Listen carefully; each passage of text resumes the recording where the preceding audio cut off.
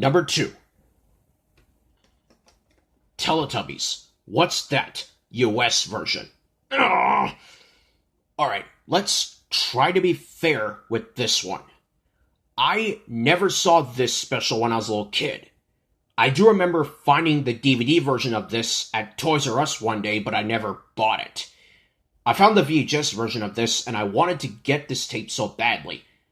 I got it, and I was so excited to get it that I didn't bother to turn to the back and take a look at what the segments are, because I was afraid that if I did that, I would get spoiled. So, I start watching the tape, and we start things off with the extremely rare Warner Home Video AOL logo, and this would be the second time that I saw that logo. The first time was the Silly Songs and Funny Dances VHS in the version that I checked out of the library. And then the PBS Kids Dash logo with regular audio plays. Then we get the first Teletubbies intro with Poe as the missing Teletubby.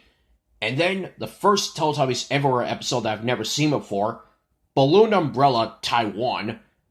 And when that episode was over, I was like, things are finally looking up. It's giving me promise. But then we get to the second episode, Dog Training Russia, which is a familiar episode to me.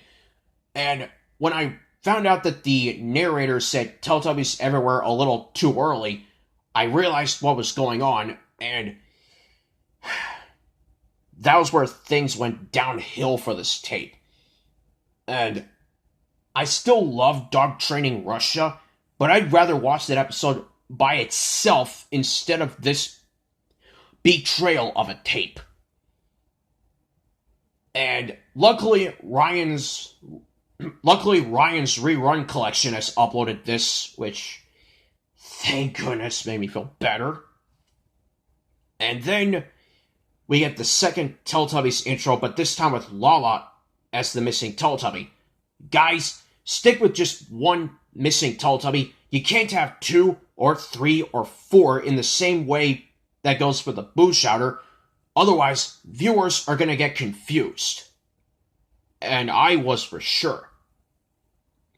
And then we get the dancing scene from Ballet Rhymes, and then the bell scene from Oranges and Lemons, and I was hoping that the Teletubbies would stay in line the way that they were before going to the Magic Windmill to watch the Asian Storyteller The Fox TV event, but Tinky Winky just had to find his way to the back of the line and go the usual way, and I'm just like, can you please stop walking to the TV event with the line in that order? It's boring for me. And then after that TV event, we do get the one segment that's in this version, and I already knew it. The What Color is Tubby Custard segment, and I like that segment. It's interesting. I love colors, and it's good enough for people to play the colors game. And then we get the last segment, which is the Swapping Favorite Things segment, which is another segment that was familiar to me. And then when Tubby Bye Bye happened, I was like, alright, Dipsy, you're the Boo Shouter in every Teletubbies special that has Teletubbies Everywhere episodes in it, even when Tinky Winky cut in front of you in some of those specials. Please save me. But then Lala was the Boo Shouter, and that was a perfect example of me being betrayed by this tape. And I felt really sad about this. This was something I wanted to see, and this is what I get. But there are some good things about it, like the first 11 minutes, and the What Color is Tubby Custard segment, and Dipsy being the chosen one in every single TV event, which I think is the most common among the 4 Teletubbies. And personally, I like it better when Dipsy is the chosen one for everything. If you like it better when another Teletubby is the chosen one for everything, more power for you. But for me, I like it better this way. Dipsy is the best. And I wish he was the best in here, but things didn't work, and yeah, I've hated this downhill tape ever since. What's that? A question that I will never answer. Now, before we get to number one, over here, we have a few runners-up. A Rugrats Hanukkah, a holiday that I celebrate every year, but not with the Rugrats. All Grown Up. Makes me want to watch the All Grown Up show after watching this. Angelica Knows Best. You make me feel sorry for Blue's Clues being near the Word of the Day material. Sing a Song with Pooh Bear. Makes me want to watch Sing a Song with Tigger after watching this, other than the gopher teaching people how to draw Pooh Bear scene. Arthur's Scary Stories. After finding out that Night Fright was in Arthur's TV Free Week, this VHS doesn't do anything for me anymore. Toy Story 2. The movie that killed my chances of liking the sequels more than the first Toy Story movie right from the start. The Tigger movie. Not a bad movie, but I couldn't get past the characters yelling in the snow.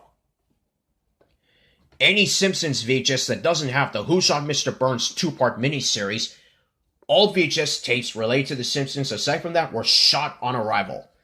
And maybe another honorable mention goes to Teletubbies It's Time to Run Around for killing my chances of being happy before watching Big Time Christmas. Now, with all that out of the way, let's get to it. The number one, not my cup of tea VHS is Blue's Clues, Magenta Comes Over. If you've seen why the Blue's Clues Magenta Comes Over VHS was doomed from the start 3-part miniseries, you all knew this was coming. This was a perfect example of a downhill tape. Starting with the theatrical teaser trailer for Rugrats in Paris the movie, and 45 seconds in, already doomed. But then we get the teaser trailer for Blue's Big Musical Movie, a shortened one, and it's okay. Then Blue's Clues and Little Bear Blue's Clues and Little Bear video trailers, and then the now on video version for Rugrats videos with Runaway Reptar commercial, and all the announcer does is hurt people's eardrums. Then, after that, we get the typical Paramount and Nick Jr. VHS opening in 2000 and 2001, mostly the early 2000s. And then before these two episodes show, they have a bonus music video called Bedtime Business, and to me, this just doesn't fit in here because Bedtime Business is all about bedtime, and where should that have been in Blue's Big Pajama Party? Because that episode has Steve in his pajamas, and this music video has Steve in his pajamas. I mean, those two should have been in the same VHS. Why did they split them up in the first place? Because the music video came out after the Blue's Big Pajama Party VHS was released. I'm never getting over this bafflement. And then we get the Magenta Comes Over VHS starting with the Magenta Comes Over episode, and it's just an okay episode. Nothing good, nothing bad, just okay. But the Steve being the clue is awesome. I will give it that. And that is a good thing about it. And the what does Blue want to do with her picture, aka her drawing, is the best thing about that tape. And it is one of the best season 2 episodes of Blue's Clues. But aside from that and the few other good things, this was just a perfect example of a not my cup of tea VHS. And speaking of music videos, there is another Blue's Clues VHS that has a music video called Sounds in the Stop, Look, and Listen VHS, and at least in that one, it fits perfectly, but this one doesn't. And I still love the second episode on this tape more than anything else related to Magenta Comes Over. But again, a perfect example of not my cup of tea and a betrayal. Well, almost betrayal, but not quite, but still not my thing. Magenta Comes Over. I live in a house that I am not letting Magenta come over. So those are the top 13 not my cup of tea videos, and there may have been other tapes that made you feel betrayed or nothing or sad and everything. And sure, there may be other tapes that might have done the same thing for me as well, but I'll get to those a little bit later in the future. Right now, back to regular episodes, and I'll see you next time on William Weyser's Childhood Fears for another scary or dark or creepy thing. And not a VHS tape to be exact. So, I'll see you next time for William Weyser's Childhood Fears. Until then, don't get scared and watch a good VHS tape.